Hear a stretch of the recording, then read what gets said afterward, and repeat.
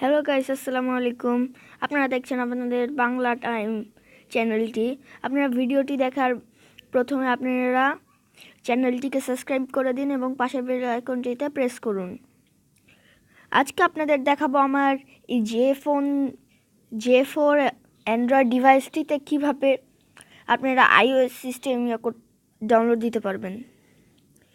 প্রথম কাজ, আপনারা যাবেন প্লে স্টোর থেকে আপনারা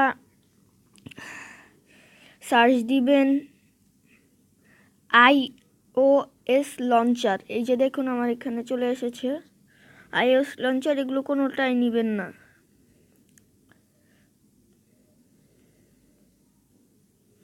তো আমার একটু লোড হতে সময় নিচ্ছে। আমার এখানে একটু অনেক কানেকশন অনেক স্লো, তো তাই আপনারা একটু বুঝেইছেন। আপনারা এখান থেকে কোনোটাই নেবেন না। এখান থেকেও এই যে iOS লঞ্চার, আচ্ছা যান, এখানে এমনই হোক। আপনাদের ইয়াটাই দেখিয়ে দিচ্ছি। এই যে এরকম দেখতে হবে iOS লঞ্চারটা। এখন iOS লঞ্চারটা এমন হবে। আবার প্লে স্টোরে যাই, এখন সার্চ দিই iOS লঞ্চার, তাও আসছে না। তাহলে আমি এটা দাঁড়ান আপনাদের দেখিয়ে দিই। থাক, আপনারা দেখলে বুঝে যাবেন। এই যে দেখছেন iOS লঞ্চার নামটি লেখা আছে, এটিতে আপনারা ক্লিক করবেন।